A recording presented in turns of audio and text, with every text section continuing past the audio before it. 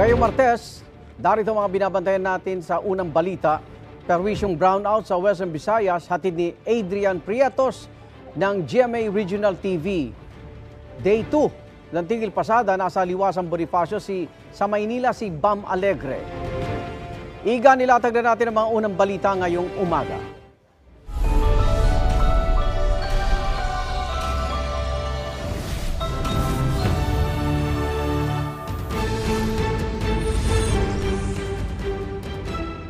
Pagdedeklara ng National Climate Emergency, sinusulong ngayong matindi ang naranasang init sa bansa.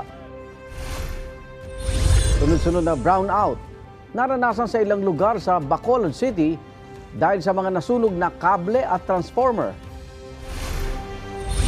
Sa Bangladesh, nationwide shutdown sa mga paaralan. Ipinatutupad dahil sa heat wave. Mga kapanayam, sa UB interviews, DOTR para sa deadline ng PUB consolidation at DOLE tungkol sa issue ng mga manggagawa. Pampalamig ng ulo ang K-Lamig travel goals sa South Korea. At David Licauco, sasailalim ngayong araw sa isang medical procedure para sa kanyang sleep apnea condition.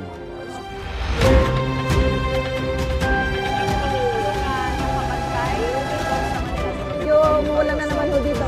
Unang balita! Nagpapatuloy ang tigil pasada ng grupong Piston ngayong araw na deadline ng PUV consolidation. Live mula sa Liwasang Bonifacio, Maynila, may unang balita si Bam Alegre. Bam? Igan, patuloy ngayong panawagan ng ilang mga driver at operator na nandito sa Liwasang Bonifacio. Tutol dito sa consolidation nga sa ilalim ng PUV Modernization Program. Pero may ilan ding mga tsopera nagsabi na hindi sila sasama sa tigil pasada.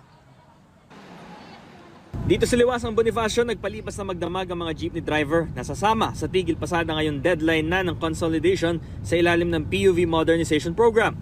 Umuwi raw ang ilan kagabi pero babalik ngayon para patuloy na igiit ang panawagan nilang ibasura ang consolidation. Sana raw pakinggan naman ang kanilang mga hinaing. Hindi raw kasi ito laban lang ng mga jeepney operator at driver.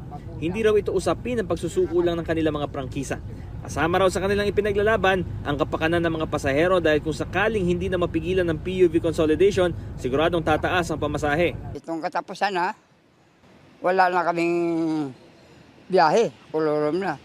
Pero katanungan naman namin, bakit itong mga iba na-register naman, katulad ng 1 hanggang 4, na-register naman.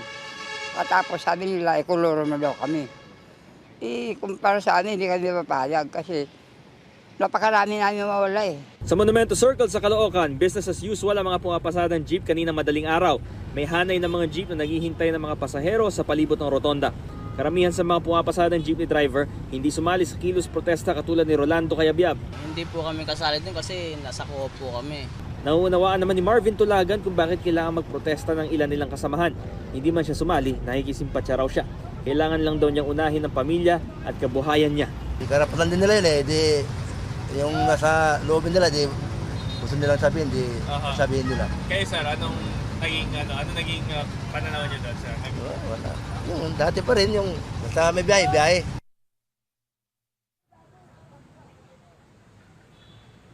Igan, mamaya alas 8 ng umaga ay magsasagawa ng programa rito bilang bahagi ng kanilang kilos protesta dito sa Liwasang Bonifacio. Pero hindi rin nila alam kung ano magiging kapalaran nila ngayong araw. Ito ang unang balita mula rito sa Maynila. Bam Alegre para sa GMA Integrated News.